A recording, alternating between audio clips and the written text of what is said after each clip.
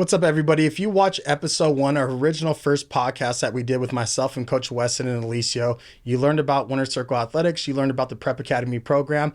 So we're going to take a little pivot here now that we're in the last week of school here for our going on our 11th year of Winter Circle Athletics. So today I'm going to bring in 10 to 15 different student athletes that are currently in 8th grade who joined our program, and we're just going to learn about their story, how their process has gone since they've been in our program, and then what's next on their high school journey. What high school do they pick? What are they looking at? What do they want their future to be? What goals do they have? Just kind of get a true, honest opinion from the kids on how their pretty much their journey looked like and how they ended up landing here at Winter Circle Athletics.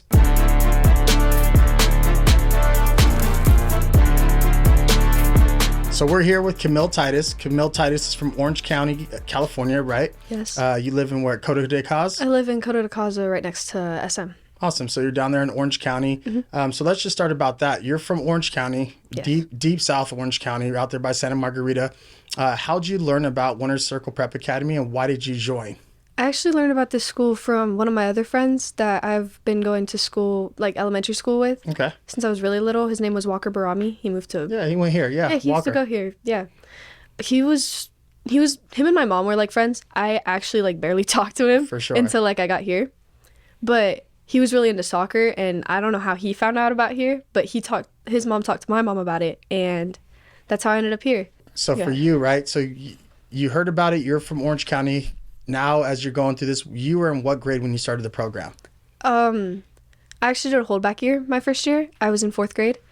And when I came here, I did 4th grade again because I was the youngest in my class. For sure. So you never got held back in 8th grade. You started that in 4th grade? I started out in 4th grade. Awesome. And what sport did you play when you first came in? Did you always play softball, or were you kind of... I've always played softball. The softball's been my life since I was like 4 or 5 years old. Wow. Yeah. And for you... where do you see yourself going to college at? Like, what are your goals and your dreams? I would love to play for the Florida Gators. If that's a possibility, that would be amazing. But yeah, I'd love to play at a high level. So when you first came to Winter Circle Prep Academy, you're in 4th grade. You decided to get held back your 4th grade year. Yes. So you've been here 4th grade, 5th grade, 6th grade, 7th grade, 8th grade. So you've been here pretty much 5 years in the academy, right? Yes, I've been here 5 years, 5 long, hardworking years. Hardworking years. So when you started coming here, what were your goals? Like because 4th grade, maybe 9, 10 years old? I was 9, 10, 4'7", not even 70 pounds. And how'd your parents explain it to you? Like, hey, we're going to go to this program in Corona. It's a school. We want you to go there. Like, kind of, what was that conversation when you're 9, 10 years old, hearing it from your family? I think the question was, do you feel like this is a good move? Because I've never been to private school. I've never, gone far away from home. Yeah. For anything, really. Not even for softball. We barely traveled. But the thing was, we came into tour, and everybody was 6'1", 4,000 pounds, built like this, towering over me. I was like, I want to be like that. That's awesome. And I thought it was the coolest thing ever. So it wasn't so much intimidating for you, it was more motivating. It was more motivating. Yeah, although they were kind of scary. Yeah. So who were the big shots in the program? So if you're in 4th grade, you've been here pretty much 5 years. Who were the top softball players that were here at that time? Ooh. Shoot, they were a lot older than me. Because the Humphrey sisters went here, right? Belen was the one that I looked up to the most. Okay. I'd play catch next to her. I'd talk to her. She was the only one that really talked to me. Yeah. Yeah. I haven't even thought about that in a minute. Yeah, it's been a while, right? It's so been 5 years in the program. So as you've gone through your journey here, because a lot of girls that did our program, they went on to college, right? So kind of what were girls that you kind of met throughout your process from 4th grade up to now that you kind of, like the Brewer sisters, right? They were here, then they went off to Alabama. Mm-hmm. What were the girls on the softball side that you kind of seen go off and make it? Aubrey. Definitely Aubrey, playing for the USA team. She's just an all-around great player. She was a great person, too. Aubrey was definitely a big one. She went to Roosevelt, right? Won a championship there this year? Yeah, I think so, actually. And then played for USA team? Yeah, she played for the USA team, the 16s, I think. Yeah. What's her travel team? I'm not actually sure about that. Okay. I know she was on a good one though. It's as much as I know. And it's funny because her dad commented on the page on the Brewers podcast last week and said, bigger, stronger, faster is what really helped my daughter get to the next level, right? A lot of kids do lessons. They do hitting lessons, fielding lessons, catching, pitching. But what really set Aubrey apart from everybody else was the strength conditioning, the nutrition, the mindset with Coach Jake Lee. Do you agree? Kind of for you as a softball player, as you went from 4th grade up to 8th grade, now getting ready to high school, or get ready for high school. What is the talent you have and what is your niche that separates you from other girls in your class? Bigger, stronger, faster. I've always wanted that. I've always wanted to be big. Yeah. I was always the littlest kid, the one that got picked on. Not really picked on, but like For sure. I was the smallest. Like everybody would be like looking down at me, like it's 4th grade, but everybody's like always bigger. And I was always on the silver team, not the gold, silver, bronze. Yeah. It's never number 1. That always pushed me though. That was your motivation. That's awesome. So watching a girl like Aubrey go, were you here with the Humphrey sisters? I'm not actually sure. Corona Angels? I'm a grown angel now, You but are now, right? yeah. So go back to that. So now you're 4th, 5th, 6th, 7th, 8th grade, right? Explain what it means to be playing for the Corona Angels. Well, I just started, so I haven't been there long. But When did you start with them? like 3 weeks ago. Okay, so you just got on their team? I got picked right off my Ohana Tigers team. Yeah. Shout out to Ohana Tigers long ago, but love that team. And that team was your original team, right? That's been my team since 8U Rec. Exactly. Like 8U that was Rec. my coach.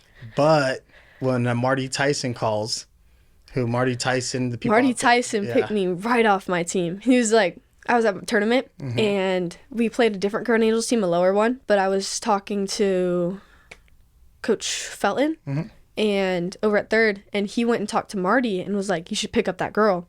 And they were pointing at me and I'm sitting watching their game. They're like, that one, yep. I was like, And that's a traditional Marty Tyson move. And a lot of people don't like Marty Tyson.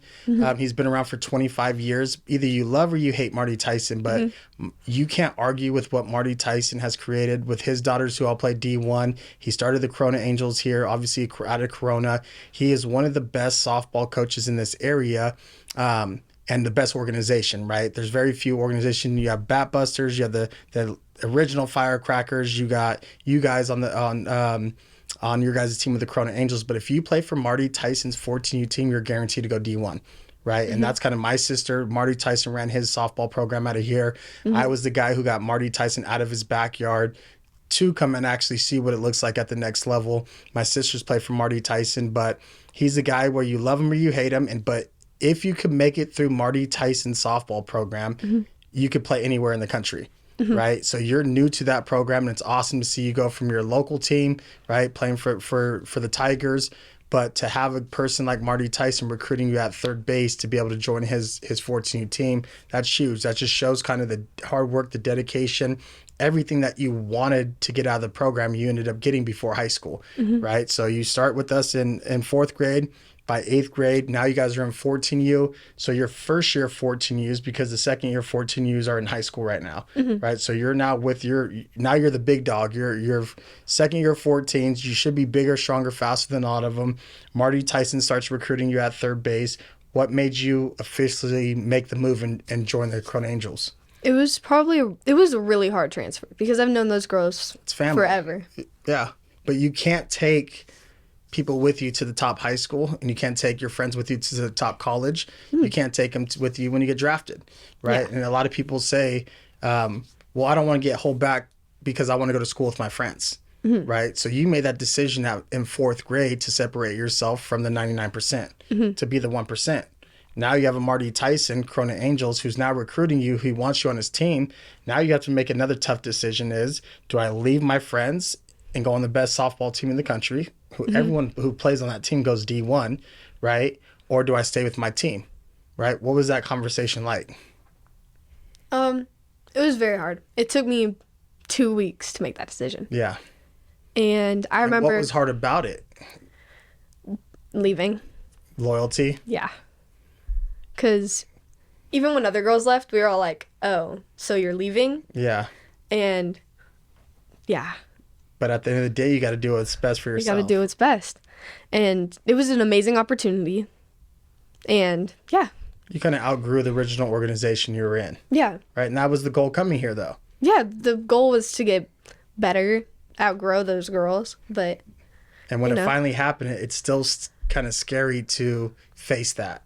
Yeah. Because you got to hurt people's feelings. I had to sit down with my coach at his kitchen table. I was like... I've been in those before. Because we called him while we were in the car, and we were like, hey, we got to go talk to you. And we, like, invited him out to lunch. But he was in the process of writing his daughter's appeal letter to go to a different high school with me. Yeah. I was like... Dang. And he's like, I can't think anymore. Just come over to my house. We'll talk about it. I was like... I know. He already knew what was happening. It's like, oh. Because you could have been in a top organization a long time ago. But you stayed with your local team. But that phone call right there, it's a decision that you make to be the 1% and separate yourself from the pack, or you just go and do what your friends do, right? So you made the decision to part ways with your lifelong friends. But I always say, just because you're not playing with them doesn't mean you're not friends with them. Just because you're not getting held back with them doesn't mean they're going to go on to high school and they're just going to go and live a whole different life. I'm just 1 year behind you, or I'm just on another team, right? You really get to figure out who really likes you, who loves you, who supports you, even when that they can't benefit from you, right? And what I mean by that is, if they can't have you on their team and you have a better opportunity to go play on the U.S. team or a top D1 team or whatever it may be, if they disrespect you or talk bad about you or don't want to be your friend anymore, those people really weren't there for you, right? So you kind of got a small taste of what success really looks like before high school by having the opportunity to go play for, again, a top team, the Corona Angels. So when you told your coach you were leaving, was it a support system? Like, hey, we're proud of you. We're glad you're moving up. Or was it just like, why do you have to leave? Let's stick together and finish this out. It's actually really funny. As it was going on, he's like, yeah, I understand. But then he was like, I understand. don't get why you have to leave now. Yeah. Now of all time. Because it was a really bad time that I left. Because it's right as the season starting. We're about to get all our high school girls back. One of those high school girls I used to go to school with, back at Harris, my elementary school. Okay. I still talk to her. Yeah, he was like, as the conversation went on, he was like, supportive, still supportive, but like, why you gotta leave? We need you. Yeah, I'd do the same thing. If I was him, I'd be like, really? Yeah, don't want to lose your best player. So when you told him you're leaving and you're going to go play for the Corona Angels, right? He still supports you. Now you're playing for the top team pretty much in the country for Corona Angels. What, as you finish up this next couple weeks, right, of eighth grade, how was picking a high school for you? Very stressful? Picking a high school for me, it wasn't that bad because I'm not going to a big high school. I'm not going to, Lou, Mater Dei, Servite, not Servite, that's all boys, but I just mean like a big high school. But you could have went to those schools. You just chose another option. I'm going to Capo Valley. It's not a little school, but not a big school. Yeah. They have a good softball team. And I'm going with a couple of the girls I used to play rec with. A couple of the girls on my old Ohana team. Yeah. But I just transferred out of my other school that I was supposed to go to. I was supposed to go to Tesoro. Yeah. Tesoro softball teams. They're good. I'll give them that. They're good. Just, I feel like I'd have more fun playing with my friends and on a good team with good coaches. Awesome. So now you know what high school you're going to, right? You look back at your journey here when you joined the program in fourth grade. What was your fear when you originally came here and joined the program? Was there any fears? Was it like there's not a lot of boys, or there's not a lot of girls? There's a lot of boys here.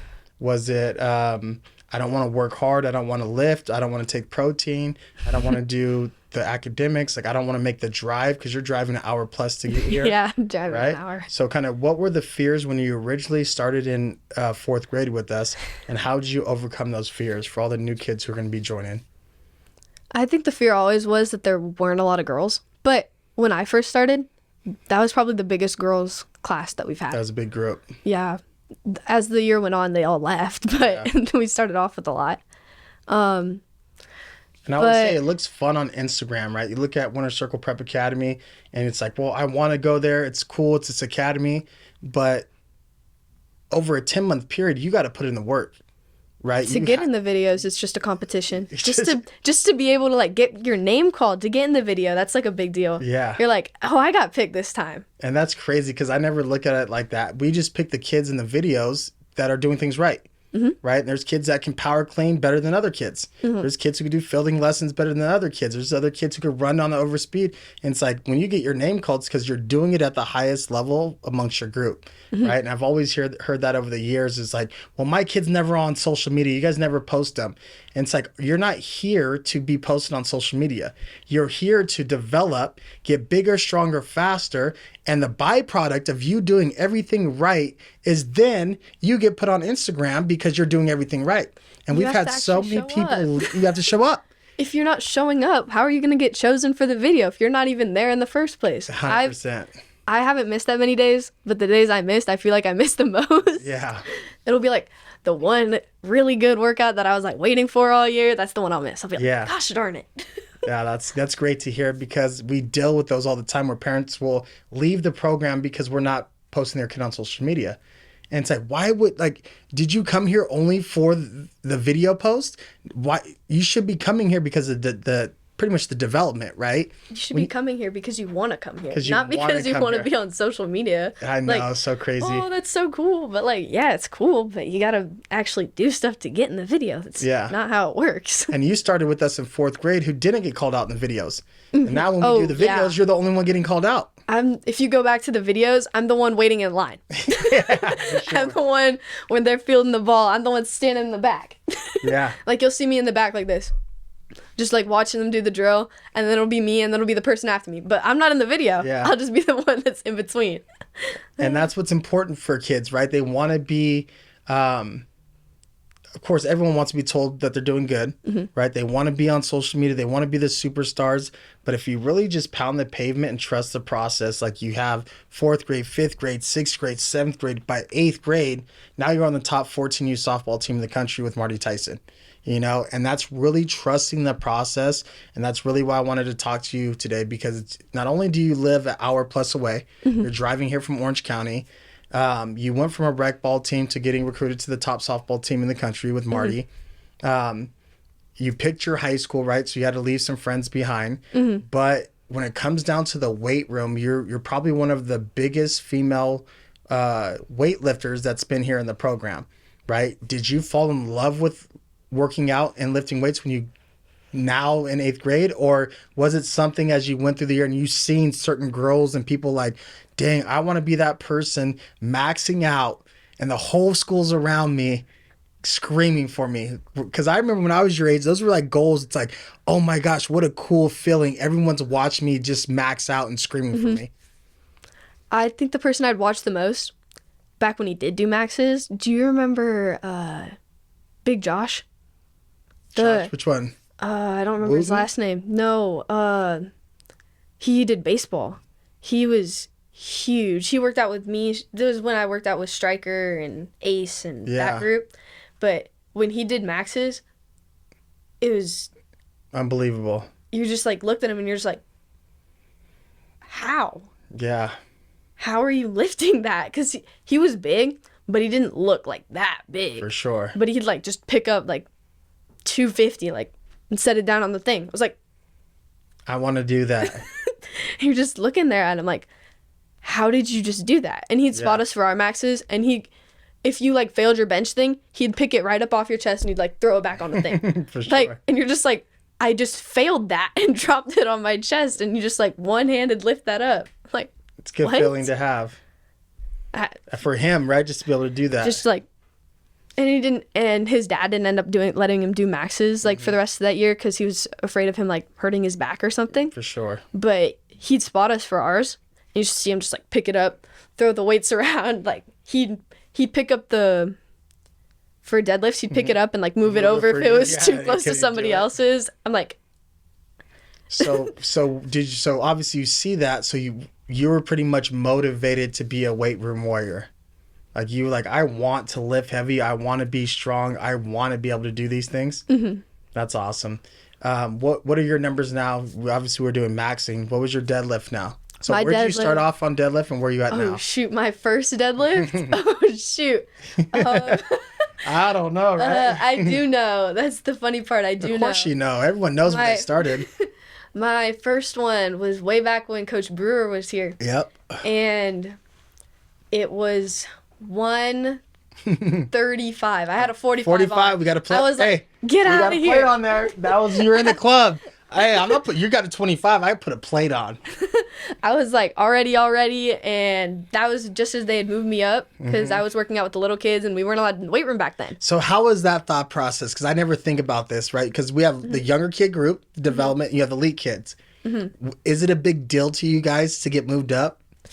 Be honest. It was such a big deal when I got moved up. Now they let the little kids lift, and I'm like, oh, Yeah. okay, it's not as cool anymore. But Yeah. I got moved up because Kylie told the coaches that I should just be lifting with them. Yeah. And I ended up getting moved up. Because you're a fourth grader, 10 years old. We're like, we don't need to have lifting. It's like, I want to lift.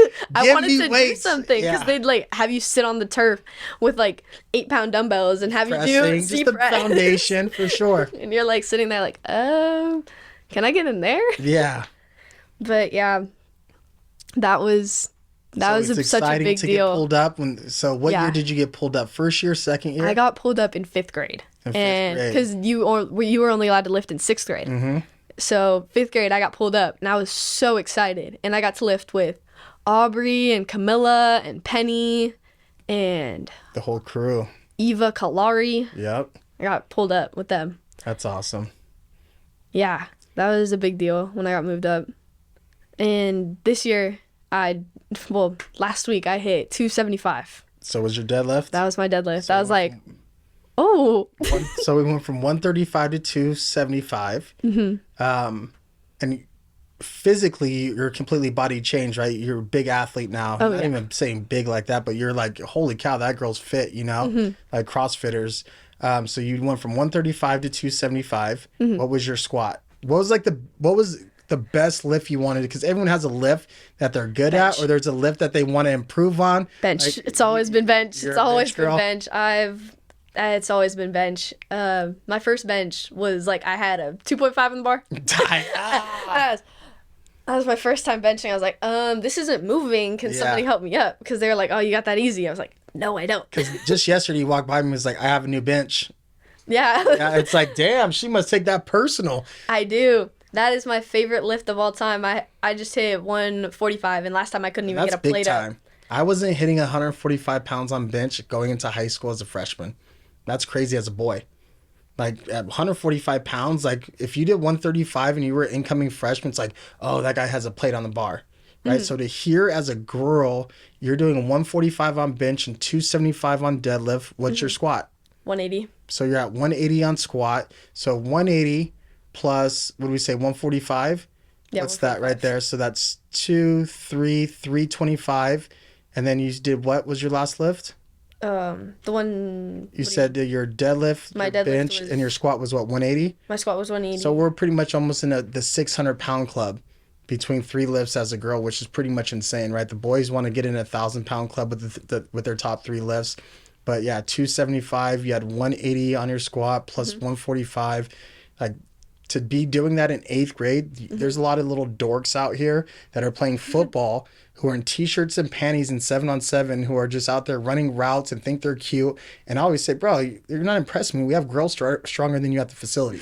Right? So cool Instagram videos, cool likes, but you have no butt cheeks, you have no shoulders, you have no chest. Like our girls will run you over on the football field, right? And it's very hard for Brewer would have knocked him Kylie over. Brewer would have dumped them, stiffed them. So it's like you see all these little kids that come in, and it's like, oh, I do. It's like, bro, talk to me in the weight room. That's where character is really built, and that's what really builds the foundation for a lot of the kids in our program. Because so many kids do it for the likes and the hype and the fun stuff. Like they'll do lessons all day. If you're a basketball player, we'll just play open gym basketball. If you're a softball player, I'll hit on the tee all day. Or if you're a football player, I'll run routes. But it's like, that doesn't build character. You're just doing what you like doing. You know, what really builds character is, oh, we got incline runs on treadmills today.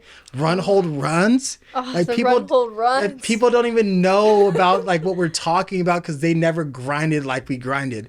Like I did run, hold, runs when I was 14 with Alicio. Front hold run, weight runs are the worst. Oh, sit there and you wait. You're like, oh, I don't want to get back I on don't the treadmill. know. And The then you legs get are back on, shaking, you're like, stomach's hurting. and that coach got you right there. It's spotting you up, please. Yeah, poor Alicia, his shoulder in Boston, his shoulder's Oh my falling gosh. off. I got Coach Bryce last time. I think I broke his shoulder. Probably. Because we were doing run, hold, run, wait, run, hold, something. I was like, And that's the alumni, and that's the respect. If you tell somebody you run across, doesn't matter if it's 1 year from now or 10 years from now, it's like, oh, you went to Winter Circle Prep Academy? And you have these conversations with them, and it's like, oh, run, hold, runs. Like, those are terrible. Or sled days, prowlers, you know? And it's like, oh my gosh, you know? Or rolls. Like, what are rolls? Like, if you don't know about what we do here, it's like, oh, what's rolls? Like, you know what rolls are. If you never been you to never Winter would've- Circle, you don't know what pushing plates. Yeah. You don't know rolls. Oh. And that's like kind of what brings the family and the circle so tight, because like the respect factor, so many kids want to come to Winter Circle because it looks cool. It looks cute. You see the best players in the country coming out here. Doesn't matter the sport. Anthony Murphy for baseball just won a championship at Corona. Dogs. You see our football players winning championships for football, right? Modern day. Chuck, Dixon, Wyatt. You went to school with all these guys. Aiden Breland. Like, all these guys were here. Then we go basketball. Corona Centennial. Devin Williams, UCLA. McDonald All-American. Carter Bryant. You got Braden Burrows over at Roosevelt who just won this year. Like, you went to school with the best players in the country. But to be a girl and say, I did what you did. Like, I grinded with, I know all these guys. I grew up with these guys. I watched them. I grinded. And there's a respect level where you have that conversation. It gets brought up. They're going to go, oh, hi, Camil. I remember working with you. I remember training with you. I remember what you went through. But these other people out here, they don't know what we went through, right? They don't know the Winter Circle. They don't know the Winter Circle way. But that's what creates champions. And that's what makes our program and our athletes just bar none better than everybody else, because it's the mindset. I told somebody yesterday on a tour, I said, you could work out anywhere. They're like, oh, we have this prep academy. We're looking at this prep academy, this prep. Yeah, you got like stars. You got you got futures down Come there. on. Like, You got Legacy- Togethership. That one's close to me. Oh my god. And they were from Orange County. Togethership. They're like, oh, we're going to go to Togethership. I said, with all the dorks? Togethership I doesn't said- even have softball. They Nothing. Have, like, And I said, my you could God. go places and you could train. I said, sorry. I said, my mom goes to the gym. Said they have a weight room and you guys can go to the gym, but there's a difference between competing day in and day out versus gorillas. I said, that's Alabama, that's SC, that's Modern Day, that's Olu. Those are the schools you want to go to because you're going there to compete and you're going there to be great and you're going there to iron sharpens iron. Said there's 1,000 prep schools around now. They're everywhere now. But you're just going there to check in and check out. So you can go work out at LA Fitness. You go to Planet 19 and just do your homeschool work online. You go to 24 hours. But there's only one Winter Circle who's been around for 11 years with the best players in the country. And you could go work out anywhere. You could go and call it a prep academy. You could throw it in a hashtag. It's not a real prep academy, right? Winter Circle is Winter Circle, and you have IMG in Florida. You got Winter Circle in California. All these pretenders who say they have prep academy programs. Those aren't prep academies. Those aren't prep academies. They aren't anywhere near the level of Not work even that close. we have here. Like, you look at them and you're like, oh, that's cool. But like once you That's cute. once you walk in there, you're like, oh, it's the exact same thing as on the videos. Yeah. Like, nobody looks like they're competing. They just like Just going through the motions. They're just there. Hey, you're just there. They're just there. Like, their parents are paying. What was together? 20 grand? Yeah, it was like For- 20 for grand. nothing? I looked at it the other day. I was not trying to No, go there. but I was just looking looking at at it it. like, You and guys are paying that much and money then they to have do like nothing? gourmet meals there. Yeah. Like, what? My thing is That's the only extra thing you're getting for 20,000. Yeah, it's nuts. I was just And we like, had the parents that drove all the way up here from Coto de Cause yesterday with the Modern Day head coach. And he's like... they were from Kodo? Yeah, they came I in. knew they looked familiar. I two thought I've kids. seen them at like the supermarket or something. Yeah, and they were like... we went and looked at this program because it was close, but like no one was in there sweating. Like there was no intensity. Other shit. They were just kind of just hanging out and it felt like a country club vibe.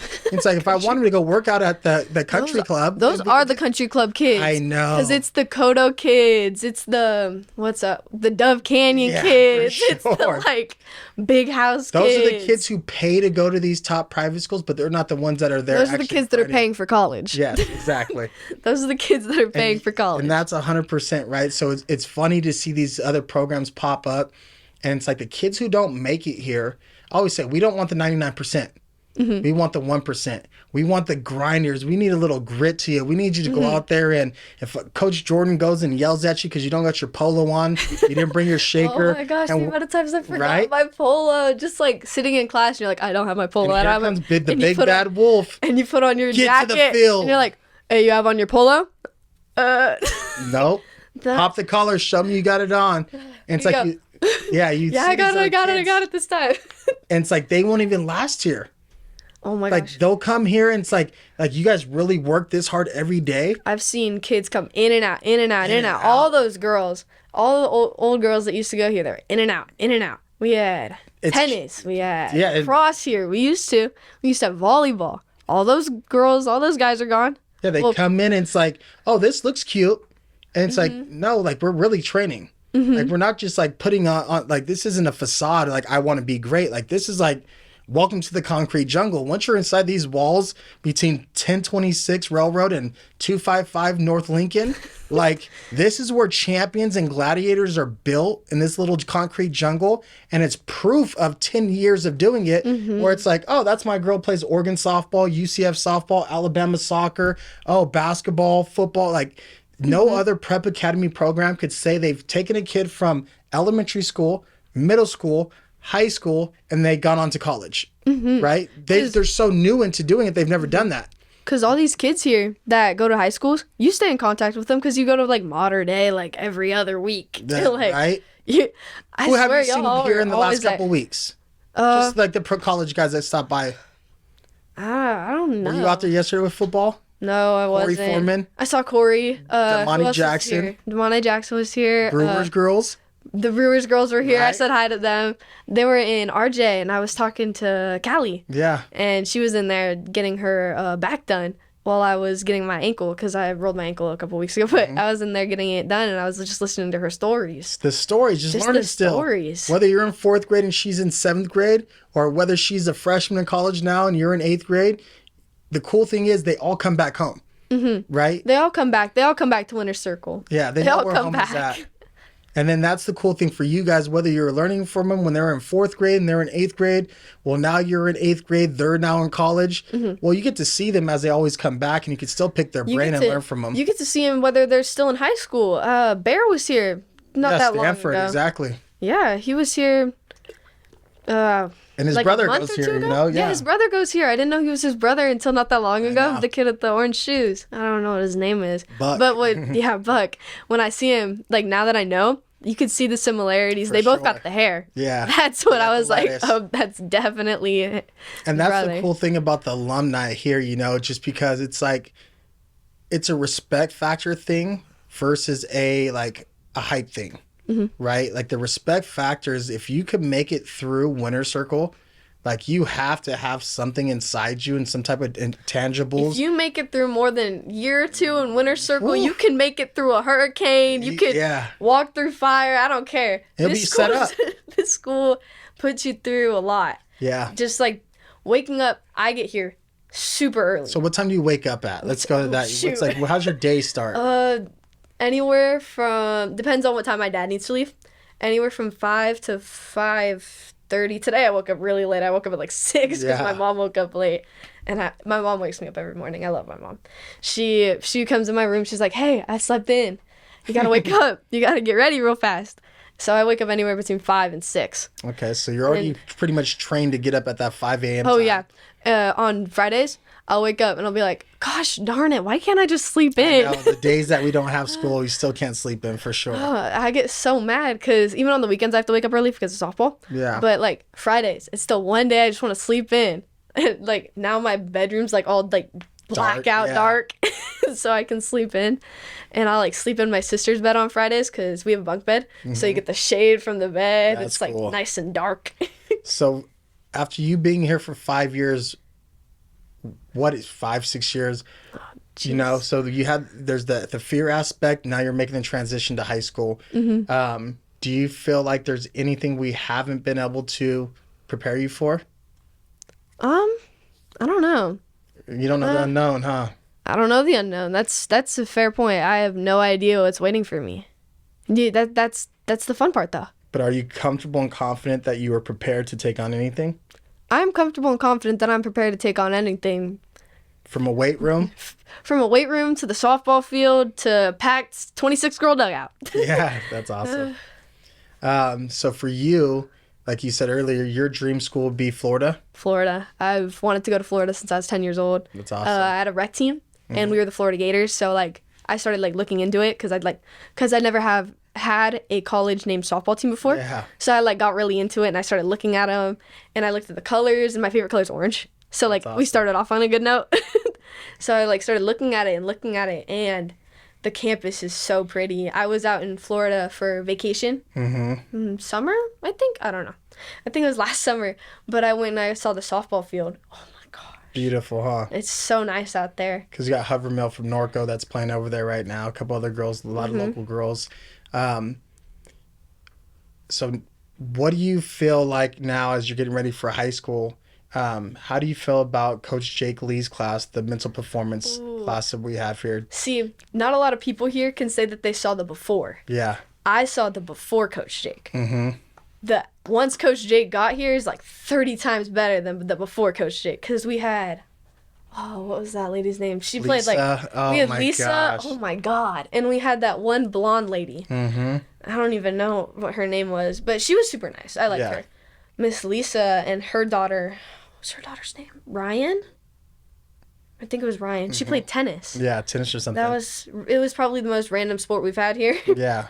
But she worked in the weight room, and I think she was super bummed when she had to leave. Yeah. But and then when Coach Jake came in, and they started their own school. Yeah, exactly. I know, right? Who doesn't? When Coach Jake came in, how'd you warm up to him, right? Because it wasn't training, it wasn't school, it wasn't nutrition, it wasn't recovery, it wasn't sports specific. How did you, as a young kid, adapt to somebody saying, hey, we have a sports psychologist here that's going to teach you guys mental performance skills and tools? Coach Jake was like my day one. I was his day one, actually, because I was technically here before him. Yeah. But me and him got along right from the start, because did he change your perspective on life? He changed my perspective on everything. Like, I have a much better mindset now. I'd always been like a rock, but like even then I'd get down on myself. You couldn't tell, like in the circle and stuff, but I was down on myself. I had two sisters who go here, so I know what you guys go through personally. You know, they went here for 3+ years. So to be a girl in this type of locker room environment, you have to be mentally You have to like have the mindset ready for this, and I think Coach Jake really provides that. I don't think if we didn't have him, I think if we didn't have him, you would have left before. I probably would have left. It was tough. I probably would have left, because I'd always look forward to Mindset Thursday. Mindset Thursday, right after circuit. Yeah, I know, right? You get killed Monday, Tuesday, Wednesday. Thursday now, it's like right when I'm on the breaking edge, I'm getting ready to quit. I got a tournament coming up this weekend. I like. Oh, and you're questioning myself. It's like, you're like, I didn't Jake, finish my work this week. Yeah. Like, you're like right there. You didn't finish your math or something, and you just finished circuit, and you're all tired. The sky's open, and Coach Jake comes out. Coach Jake comes in, and we're playing football today. With the plan, right? with the plan just for you to football today. We're writing down our life goals. What was it? My first lesson with Coach Jake. Big audacious goals. Yep. That was my very first lesson with Coach Jake. That's such a long time ago. To write those down, to have somebody there to be able to be that buffer, right? Where it's like, I know you're tired from school, 3.0 GPA to be here. I know you're tired with your travel team. I know you're tired traveling or doing this and this. But this is our hour every Thursday just to sit back and reflect on all the hard work we're doing and almost like repair our mindset to have another week. Right? And that's the great thing about having Coach Jake here. And that's why I brought him on after year 2, because we're demanding so much from kids. We're asking you to be a college and professional athlete in 3rd grade.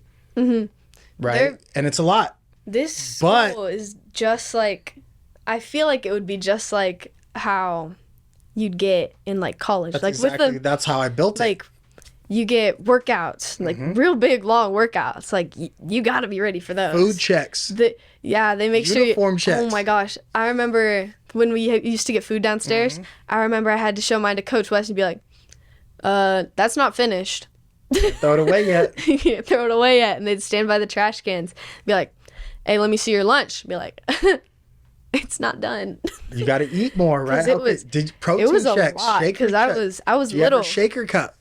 Oh, So shaker think about cup. being a 10-year-old kid and You saying, show up here without your shaker cup. Oh, you better be ready. You better be ready for the field. Better be ready for the wall. You're facing that corner. you're facing that corner. You're facing that corner. Man. Nose on the wall. And that's the things that for us always say, we'll lose money because we're not going to change who we are and what we do. Oh yeah. We want the 1%. We want to make sure you are willing to go and put in the work no matter what.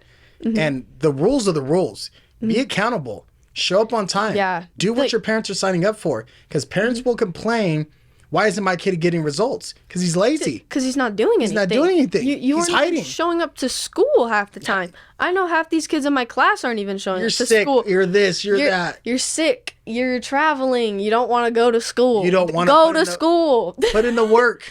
If this was a regular school, you'd get a little doctor's note that says, hey, you can't skip school I again. have parents who come in and give me their doctor's note. Oh, his toenail hurts.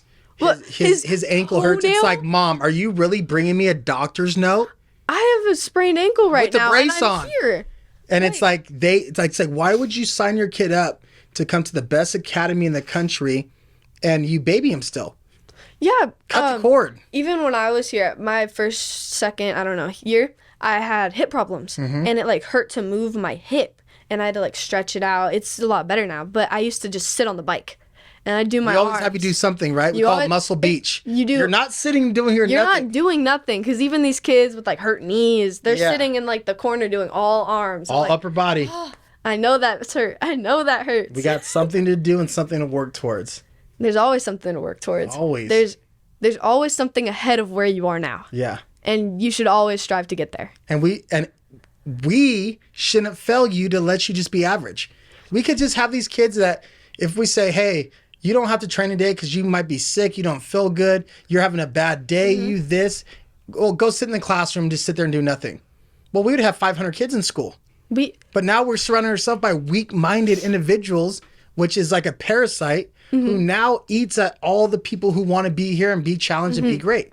For us, we would rather lose those kids and cut the fat.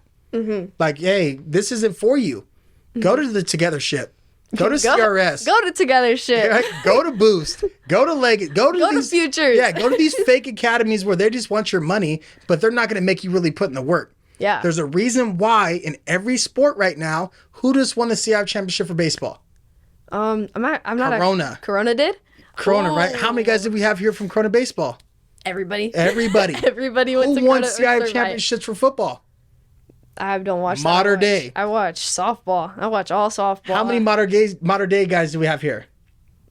The I whole can't even team? count that high. I can't count Now that let's high. go basketball. Corona Centennial. Corona Centennial. One CIF championship. It's like winner circle God. basketball, winner Everybody circle from baseball. winner circle. All the winner circle teams won. And it's like for us, the culture you build with other winners at Centennial, at Modern Day, at Corona Baseball, right? Clearly, the culture is the culture of winning, which Clearly, they learned from a this very school young age. is working. Yes. Something here is creating winners. So if you're talking down on a school that's winning, are you winning? Are you winning? Are- Is it are for you- Are you really doing the right thing if you're talking down on the school that's doing better than you are? They're working too hard every day. That Stop. it's too much for these little kids. What? It's not for everyone. These little kids need to be doing something instead of sitting on their couch eating potato chips. Thank you. In original traditional school, right? I think they even took PE out now. So it's like if there's no PE. I know at my school, sister's school does PE, but like I don't know about it's What not. do they do for E? PE? Okay, so the other day, my brother's in 5th grade, so we ran the mile. So like I think that's the most they've ever done. I think that is the hardest thing they've ever done to that school. I think the other day I heard they did like 5 jumping jacks, and some kids got tired. Yeah, it's I was crazy. like, and my sister was demonstrating to me how many like them doing push-ups because I taught my sister how to do a push-up because I was Yeah. over watching her how bad it was. because she's little. So like, what are you gonna do? For sure. But like, I'm watching these kids do push-ups, and I'm like, what are you doing? Yeah. you're gonna hurt your back. You're gonna hurt your shoulders. You can't do a push-up like this. For sure. Laying down on the ground and scorpioning up is not how you do a push-up. So now that you have the foundation of Winter Circle, what are your goals going into high school? What do you want out of high school? Big goals, like Coach Jay says. Audacious goals, your bag. So what do you want these next 4 years to wrap up our interview? These next 4 years, I'd love to play varsity. Mm-hmm. I know the coaches. I know the girls that play on that team. The team's good. Mm-hmm. It's a good team, and the school I'm going to is pretty good too. So I'd love to finish good top of my class. That'd be great. Is it gonna happen?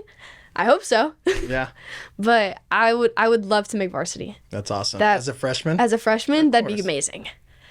Is it gonna happen? That's what I'm striving for. That's what we're striving for. That's what we've been putting the work for. That's what I've been trying to do. That was really the big one. So I thought I was gonna make. We graduate 8th grade. I want to make varsity. I want to make varsity. That was even my goal back at Tesoro. Like that's always been there. I've always wanted to make varsity first year. I think that's the coolest thing ever. You could be like, I know. Hey. You're the one young pup on the squad. I did it. It'd be like they're all like up here, but like I'm still bigger, stronger, faster. That's what you gotta be. That's what you gotta be. So now you do that. You make varsity as a freshman. Now, what's your next goal by senior year? By senior year. Ooh. Is it all state? Is it all CIF? Is it winning a CIF championship? I would love to win CIF. I would love to win CIF as a small school. Yeah. As not like Lou, Mater Dei. Right. Like watch out, we're the big school. Knock down the giant. Like, you gotta knock down the giant. Like David and Goliath. Like. Amen. You gotta. Did you do Bible study with us? I did do Bible study. I tried to as much as I could, but I live so far, and sometimes I gotta leave to get home. And I try to come in as much as I can, but when I did, it was just a great community to be with. That's awesome. They're just so great over there. Just a good support system. Both times like I made it, I've come the same 2 days every year we've had Bible study. The last day, come the last day of Bible study every year we've had Bible study, and I find it so funny because what have we had now? 4 years Bible study, back when the Birds ran it. The Birds did it, yeah. Yeah, I've always come the last day. I don't know how. I always accidentally got left after school on the last day, but I'd walk in and it'd be like, hey, it's the last day of Bible study. And it'd be like super fun. They'd do like, they do competitions and like, who knew the answers? I never knew the answers, but it was always fun to like participate and try to like guess. That's awesome. Well, I'm excited to see where you've gone from 4th grade to 8th grade. Mm-hmm. Was it worth coming here? It was definitely worth coming here. My first year here, I was playing on the bronze 10U team at my rec league. Yeah. So, and I was the 4th or 5th pitcher out of everybody, and I got my spot taken on the field too. I had to play outfield and second base. Like I played short pitcher 3rd. Yeah. I played second base, and that in rec, second base is not the position you want to play. That means you got a bad arm. That means like you're the coach's kid that needs to play on the field. For sure. Or you're tiny. Or you're just tiny. No hate to second basemen, but that was rec. That was the bronze team. If you're playing second base, you don't have a spot on the field. And they're putting you because they have to put you in the infield. Yeah. And that was my spot because all the pitchers, coaches' daughters, they were all like 1.5 feet taller than me. They were all big kids and I was little. But by the end of the season, I was like the number 2 out of 5 or 4. And the next season was COVID, which kind of sucked. But we went out to Oklahoma and we played in some random tournament with a bunch of 8-year-olds on my team. We took some girls and we played in some tournament and we won. And it was so much fun. It was such a great community to be with. That's awesome. And that same team, the lower team that came up and played with us, they were like the gold 8U team. And then that next year, 12U, that was my first time being gold. Did you ever think you would be on the top 14U team in the country with the Corona Angels? No, I would. That was one of my big audacious goals, to play on a top travel ball team. And you wrote it down? that was one of them. And I found it the other day in like my drawer, and I was like, whoa. Because so many girls left, or not even just girls, as athletes. This is too much, and you were a girl who just plowed through it. Because I always say the girls in our program that I will always remember will be my sisters, who were the first one. Oh, yeah, your sisters were I think one of your sisters came when I was here. Yeah, Maybe for like a GZ, little. she was a little bit, Yeah. younger, or a little bit older than you. Then you Yeah. had the Brewer sisters. The Brewer sisters will Dogs always for soccer. be here. Yeah. And then it was you.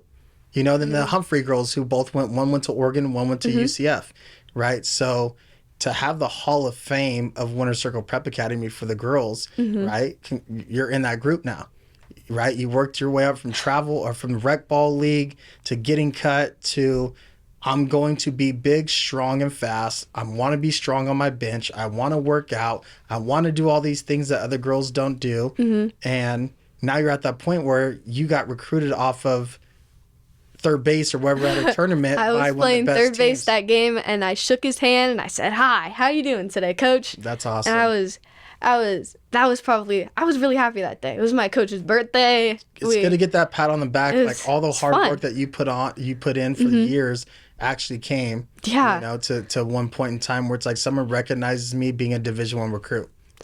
It was just so nice for somebody to be like, "Yeah, I want dude. her."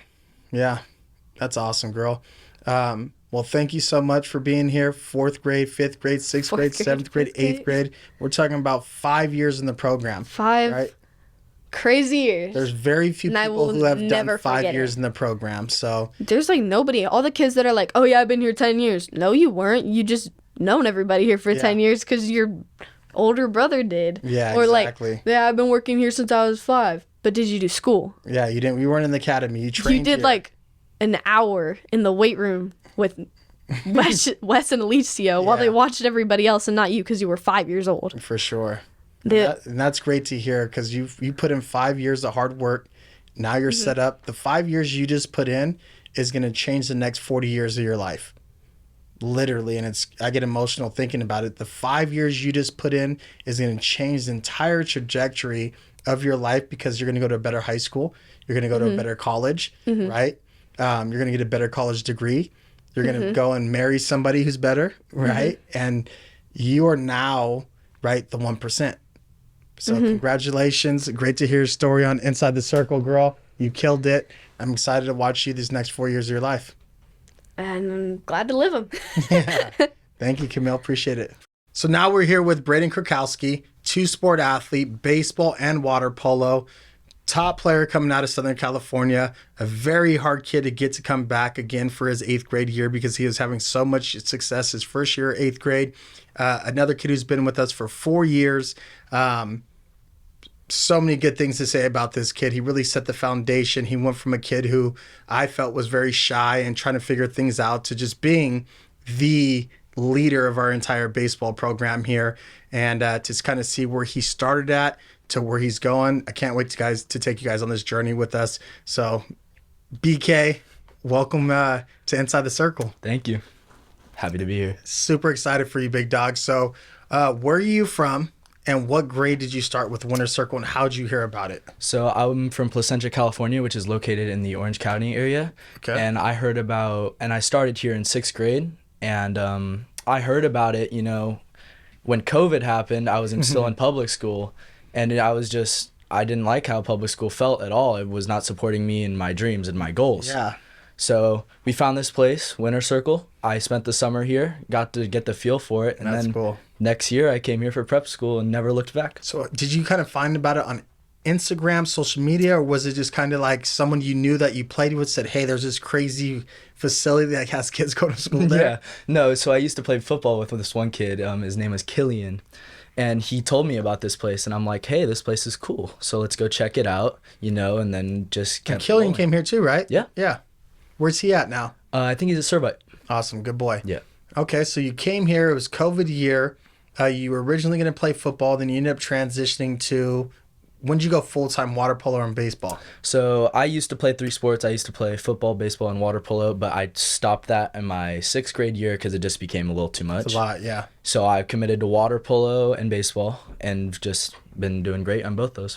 So for you, when you first came into the program on the baseball side, who were the top dogs that were here that you looked up to? Yeah, no, some of the guys I looked up to was guys like Gary Morse at Olu, Anthony Murphy at Corona, Yeah. Andrew Loulette, all those big dudes. How crazy is it now looking back? Like, bro, the guys I was just going to school with are now the top. They put out the rankings like the top 10 teams here in California. Yeah. like, you know, guys on all those teams who played on varsity as freshmen immediately, right? Yeah. Now that you're in that position, was your goal coming into the program to play varsity as a freshman as you go to a high school? Was your goal going public or private? Like, my goal coming into the program was just to improve my game, focus on me, get good grades, and just get bigger, faster, stronger, and all that stuff came along with it. now it's just a byproduct Now, of work, yeah, huh? exactly. Now I'm just looking at starting on varsity for water polo, Yeah. pitching on varsity for baseball. What high school did you end up picking? I ended up picking St. John Bosco. So you ended up Bosco, right? Yep. So I know the hardest thing for you, you're looking at Santa Margarita, you're looking at all these Orange County schools, you're an Orange County kid, and we had the conversation. It's like, all right, Braden, you're only 13 years old, about to go to high school. Like, please get held back. I literally had to beg your Yes. parents and said, do not send him to high school this year. It's not about the talent. It's not about he can't make it or compete. It's about setting him up for this one more year that will go and change the next 40 years of his life. Do you feel like I was a liar, or everything I told you in that meeting was true? I feel like that meeting changed my life for the better, because this year I've had some of the most fun, most steps made, most improvements, everything. It's just allowed me to get bigger, faster, stronger, and allowed me to open new doors and different opportunities with different people and coaches. And that's big time. So a lot of people say, well, you got held back because you're stupid. You don't have good grades. Bro, you're 4 point something GPA or Yeah, something? last year I was 4.0. Yeah. So for you, it's like, it wasn't even about the grades. No, it wasn't not at even all. about, because you could have went private school last year. Yes, I could have went to Servite last year. Right? So you could have been a Servite guy. And when we had that meeting, did you think I was crazy when we were kind of trying to tell you, like, because I know I don't know what the conversations happen when they leave the meeting room, right? I just say, this is what I know I could do for your kid, because we're the only prep academy, that the originator of this, who have seen kids go from youth, high school, college, and get drafted. Yeah. In baseball, basketball, football. The numbers your kid could possibly put up by doing one more year with us could possibly make you millions of dollars, whether it's free education for high school, college, drafted, who knows, right? So hearing that at 13 years old, Jordan, who obviously I'm the football coach here, but I kind of I see what's going on in these different departments. And it's like, your kid has it, right? So when I met with you guys last year, when I told you, like, Braden has it, we're this close away from really securing a lot of freaking money, right? When you guys left that meeting, was like, oh, this guy's crazy? Or was it... Well, leaving that meeting, I was skeptical as of it's a new thing, because I didn't even know what holding back was when you brought it up to me. So I was like, what is this? Let me look into it. And it looked like something that I could, do something with it. Yeah. And yes, you're going to get a bunch of BS for it. We're going to hate on you or this, that. Yeah. Forget about it, man. So did you lose friends because of it? Or was it just like, now it's like, bro, the people I used to hang out with aren't even the same people. I'm on a different wavelength now. We're up here, and the guys they used to hang out with, they're on a different path now. How did that kind of go for you? No, so when I decided to hold back, most of my friends went on to high school, and then they changed. Yeah. They're not the same person. For sure. Like, their work ethic changed. Everything about them just switched off. And I finally found out who those people were, and it changed me for the better, because now I have friends who are on the same path as me. And you hear us talk about all the time, we want to surround you guys by the 1%. Yes. Not the 99%. And if you just do a traditional on track, you go and play with the same youth kids and you go travel ball team, you're just with the same group. You really never get to kind of separate yourself to see who's special, right? So you're saying that 1 year of you saying, hey, I'm going to pause, I'm going to do one more year, good luck to you guys.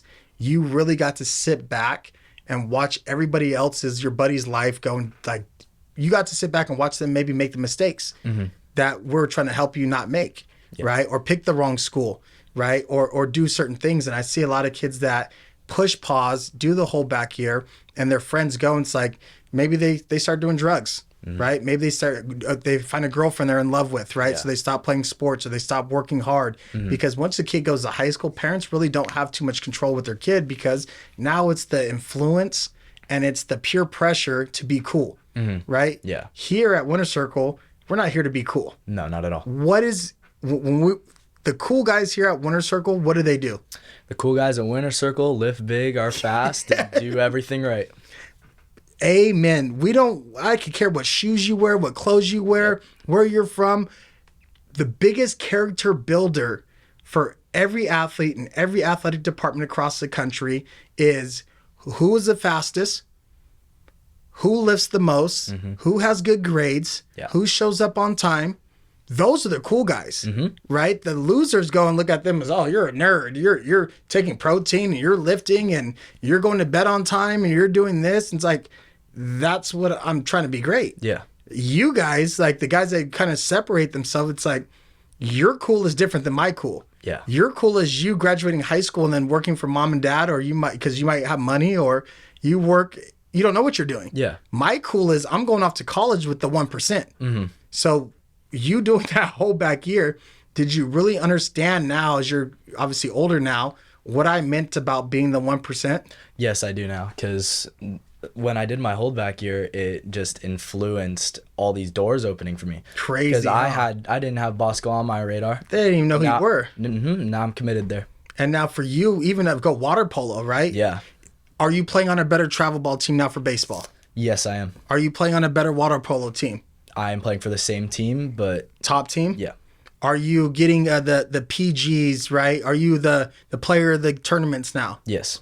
Everything that you wanted at 13, are you getting now at 14? Yes. Did we do it right? Yep.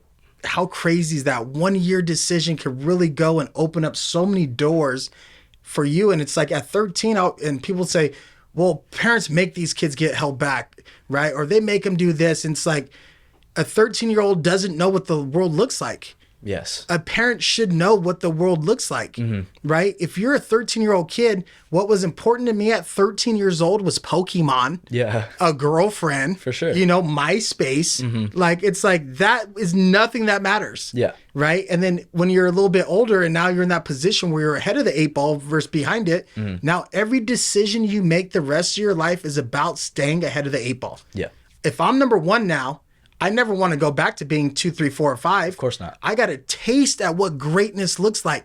I got my ego inflated. I had people tell me I could be great. I could be the 1%. I could go and drive the Ferrari. I could go and buy the house. I could go and get drafted. Once you taste that, it just sparks a whole different fire underneath you that propels you in the direction for the rest of your life, that I never want to lose the taste and the success and the notoriety that I'm getting now. Yeah. Right? That's why I always say it's that 1 year where instead of being behind the 8 ball, now you're in front of it.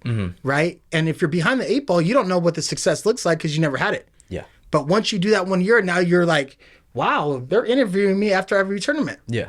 Now I'm on the USA team. I'm getting talked about. I'm on the message boards. I'm actually, living the life of the guy you want to live. And people say, well, if you're good enough, you would have just made it on your own without doing that. It's like, I would have never figured out who I was. Of course. Right. And it's like, I'm shooting, just trying to go through life at 13 versus now at 14. I know who I am. I know what I want. I have the opportunity. I have the resources around me now because of that one decision. Right. So what is your next big goal for you now that you did your holdback? You're the top water polo player. You're the top baseball player. You're now at St. John Bosco. What's the next goal for you? Well, my plan, because I held back, is just to keep moving forward with what I've been implanted here at Winter Circle foundation. Athletics, of course. This place is established, has taught me how to lift, has taught me how to train, has taught me how to recover, has taught me how to do the right things. So now that I can go do it at my 4 years at St. John Bosco and improve even more and take my game to the next level. That's big time. Yeah. What made you choose St. John Bosco over Servite, over Santa Margarita? Because obviously Dad texts me all the time. It's like, and I told him in that meeting, I said, the hardest decision you're going to have to make now is everyone wants you. Yes. Right? Yeah. And I said, bro, 1 year difference. You go from trying to be on the radar versus all over the radar. Now you're all over the radar, and it's like, it's so stressful. Yeah. Right. And I see that with guys like the guys we have that are seniors right now, juniors in high school, and they're national recruits. Yeah. And they commit early. And it's like, coach, I can't handle it. Everyone wants me. Yeah. I'm so confused. All I do is everyone's recruiting me and they want me and this and that. And it's like, I just want to pick a school so I could go back to just being normal. Right. So now you went from being a kid who wanted the success to having the success. to now having the success. Right. Now you have the success. Now people want you. How'd you go through finding St. John Bosco? So when I was looking for a school, like went for Trinity League stuff, I was looking to do shadow days, looking to go to the camps, looking to go through all that. And earning your spot though still. Yes. When I went to St. John Bosco on my shadow day, it just felt like a brotherhood. Yeah. Everybody there had one of the same goal, which was to improve themselves to be better, whether that's computer lab or even sports. Yeah. Every single aspect. It just felt like Same mindset. Yes, and it felt like a brotherhood, and it felt like a place that I could. Felt like it was kind of how the mindset was here. And I felt like I could improve my game there. That's awesome. And all the coaches were open arms, showed me everything. It was just really fun, and it seemed like home. So when you started with us in 6th grade, were you 11 or 12? I was 12. 12 years old, right? And now that you see the guys, because you were, I always say, just talking to Camille, you were the young kid on campus. Yeah. Right? You're just the kid. And I hear this because parents get upset.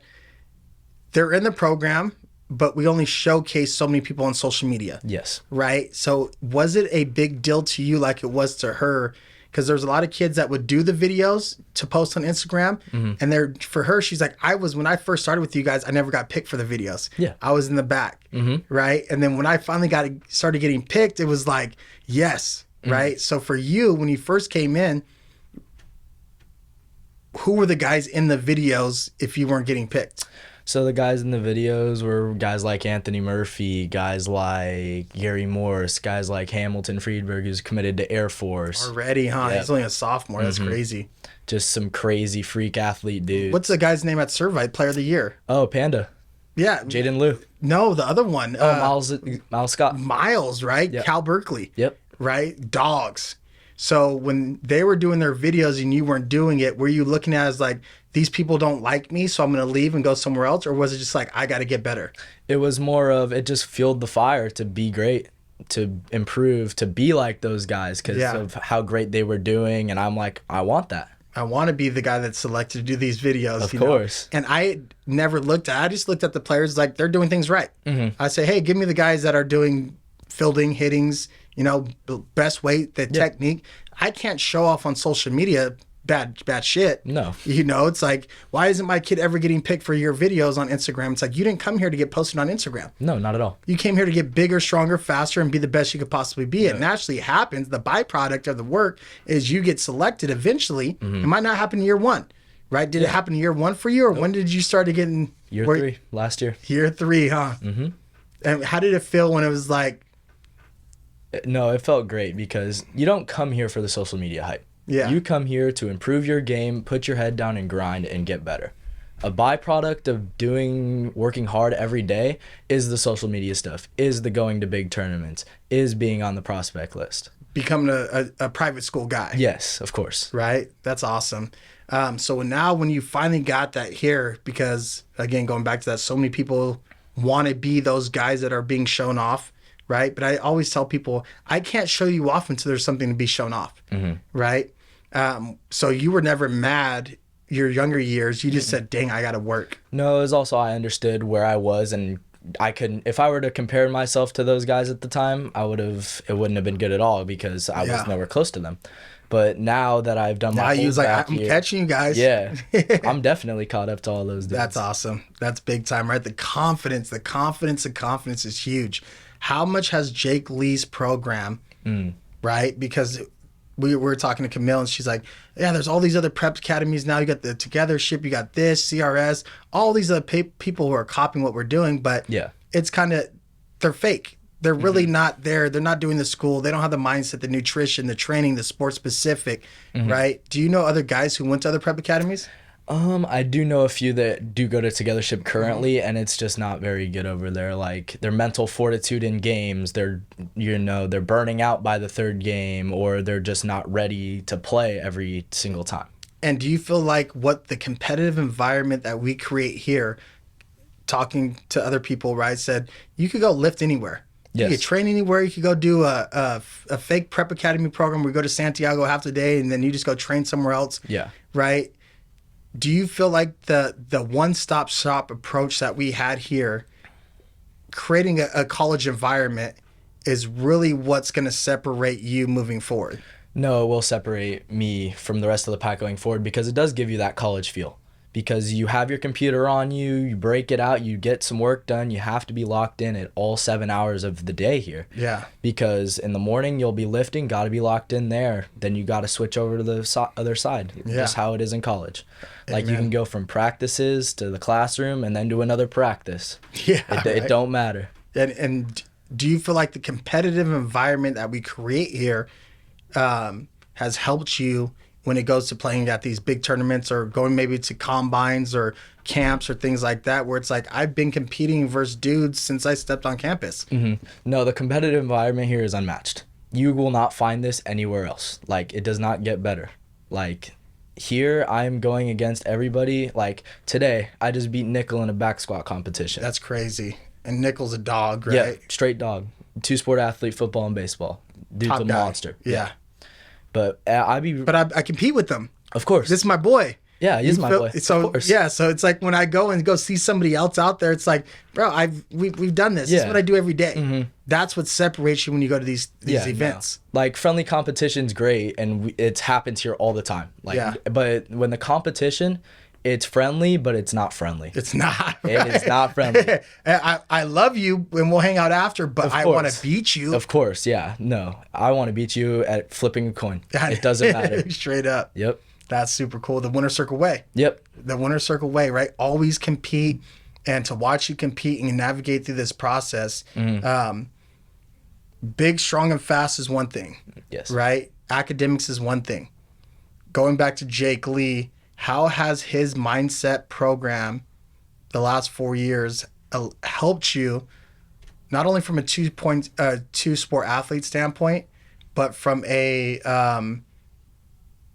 playing at a high level going private school? Like, what was your mindset during that when you first started versus now where you're at 4 years from now? So when I first started with Coach Jake, I was a little scared, a little timid, because, like, new dude. Everyone, never met him. new guy on the block. And mindset's like, what is this? What is this going to do What for is me? mindset? Of course.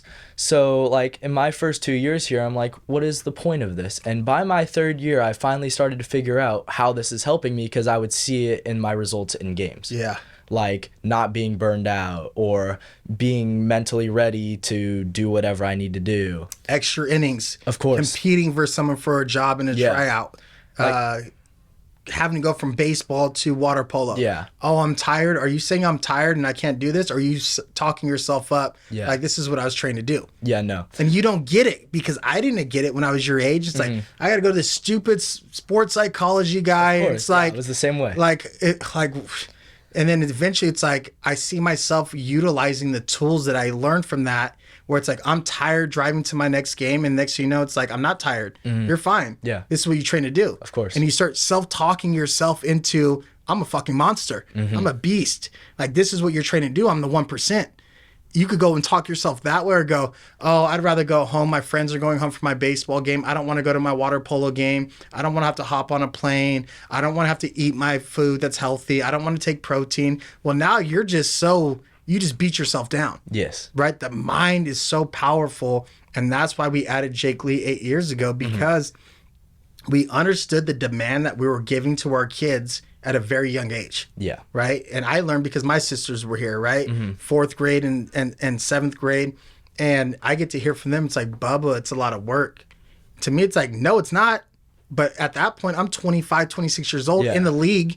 And it took me 15 years to get the mindset. It's like, this is just what work is. Yeah. I show up every day at 7:45. I go home at 9 o'clock at night. Right? That's just the typical work day that I was trained to do. But when you go to college, you start 6 a.m. workouts. Then you have class from 8 to 2. Then you have practice after school. So as we could gear the mind at a younger age to handle the workload, right? Instead of having to focus on that in college and making that hard transition, well, you just did that for 4 years. Now you're going into a private school. Yes. Right? So how far is the drive from your house in Orange County to LA that you have to now take? It's about 40 minutes. And it's a wear and tear on a lot of people. Yes, it will be for sure, but it's a grind, and I have to embrace that. And the grind is something that you can only find either here or a private school. Yeah. And it's finding it by being on your own journey. Mm-hmm. Because you could talk about it. Yeah. You could see it. You could be a part of these other organizations, but until you experience and you live it, and you have to be accountable. And I always say the kids that can't make it through our program and they stop coming the last month of school because it's like, I already know what high school I'm going to. I don't need this. Yeah. Or I don't need to put in the work anymore. I got the scholarship. Or I don't need to do this. Or, right, they start making excuses of why they don't want to go and finish the program, right? The kids that finish the program here, it's just, that's what we do. Like, why would I not finish the program? Yeah, no, stopping early is just a terrible mindset. Like, you always, like, even like in warm-ups, the fine details are what matters. Finishing through the line. You've been hearing us say that for years. Don't stop so many guys run sprints and they stop 2 yards before the line. Yeah. We say we're not running to the line, we're running through the line. Through the line. Mm-hmm. No, I hold myself to that. And that's life. Yeah. No, if you have the just get to it approach to life, it's going to be very hard. It's going to be very hard. And for you, you're just tuned up and you're wired at 14 years old to finish through the line. And that's finishing through everything you do, from in the classroom to water polo to baseball to any commitment you give. Your job is to do what? Finish through the line. Finish through the line. Yep. And that's what's going to make you great. And I always say, what we do here in the foundation we give these kids at a young age, it's going to really set them up for the next 40 years of their life. Yeah. Because the approach that they take every single day when they wake up is to finish through the line, not to the line. Yes. Right? And now you're in the situation, you're a two-sport athlete, you're going private school, you did your whole back year. What is your goal by the time you finish high school? Well, my goal... What's your goal going in? And then what is your goal by the time you're done? Okay, my goal going into high school is to come out, go 4.0, maybe get onto varsity for baseball, play varsity for water polo. And going out is to just be going to college. And what I'm kind of interested in is kinesiology. Awesome. So I'd like to go someplace cool for that. And that's what I did, right? Me, Alicia, and it's cool to see the kids that come through our program. It's like, what do you want to do in life? I want to do this. Yeah. I want to come in where it's like my life doesn't change. The same outfit I've been wearing since high school, college, right? We show up in gym shorts and a shirt and we train kids and we do that. It's like, what a cool thing to do and really have a career that you love doing. So that's kind of what you want moving forward. What do you feel like could possibly stop you from doing that? What could possibly stop me from doing that is just the distractions everywhere. There's distractions with whether it's girls or drugs or anything that can just throw you off. Like not even dress code, like how we have here. If you don't have dress code at high school, you could be suspended. You could miss practices. You could get kicked off a team. Yeah. So this place also prepares you with the dress code, with the polos, with everything. Because if you don't have those, you will be punished. And we talked about this with Camil and we're laughing. What are those punishments? Oh, goodness. One of them. And how does it, from your standpoint, right at 14 and 13, 12, 11, whenever you join the program, it's like, why is this guy making me do rolls? Yeah. Why is he doing these things to me over a stupid shirt? Well, now that I understand it better, because when I was 12, I did not understand, like, why is this mean dude making us roll, crab walk, sprints, up, downs, everything. It makes now more sense because the punishments are way more severe in high school and in life later on. So that makes it... And it's attention to details. Yes. If your job is to show up at work at 8 a.m., you show up at 8 a.m. Yes. If your job is to bring your baseball gear to baseball practice, you bring it. If your job is to go and wear your uniform at a private school, that's your job. You should wear it. Of course. Right? If you're going to give me your word and you're going to commit to something, then that's your commitment. And you need to fully commit through all the way. Commit to the commit. And so many kids go, Jordan's so mean. It's like, you will come back to me senior year when it's time to sign a scholarship and I always get an invite. Can you come to my signing? Or can we sign at Winter Circle? Right? And it's like, awesome. You get it now. I was the mean bag because Alicia's not mean. No. Right? He wants everyone to love him at Weston. And it's like, Jordan's the asshole.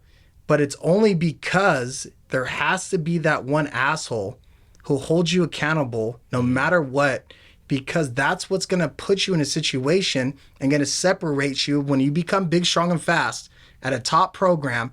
He's big, strong, and fast. You're big, strong, and fast. He has good grades. You have good grades. He shows up at 8:01. You show up at 7:50. Yeah. 365 days a year, you show up 10 minutes early. How many days do you do this and pass that person up? 365. 365 days. Yep. Right? I don't know the math off the top of my head, but Yeah. I became better than you by 10,000 minutes in 1 year, which is a lot. Yeah. That's more reps, flexibility, foam rolling, Yep. dynamic warm up. I already got my laptop out in class. I'm starting class earlier, right? All those little things add up, and I didn't get that when I went to college. Yeah. You know, I always argue with people, is it 90% physical and 10% mental, or is it 90% mental, 10% physical? I believe it's 90% mental and 10% physical. 100%. And I didn't get it because it's like, well, if I'm bigger, stronger, faster, I'm always going to play. But if the ball's going to the right and I'm going to the left, Yeah, you're no good to me. of course. Right? So that's the big thing that we stress here. It's 90% mental, 10% physical. Because the 90% physical guy who only focuses on the 10% mental, he does everything wrong. Yes. Well, if you're doing everything wrong and you're hoping your athletic ability could pull you through this, can't. eventually you're going to meet somebody else when the 1% shrinks, meaning I'm a dude, he's a dude, and that window closes where it's like we're both dudes. Yeah. Who's 90% physical and who's 90% mental? 100% of the time, the 90% mental guy goes and be successful, not just in sport, but in life. Right? Yes. What do you think the biggest thing is that you could take away from the 4 years in our program? Is it the strength? Is it the nutrition? Is it the mindset? Is it the competition? Is it seeing guys that came through the program that were better than you that you had to compete with? What is the biggest thing you could hang your hat on that changed your entire life here in the program? The biggest thing I got from this is the foundation it's set for me for the rest of my life.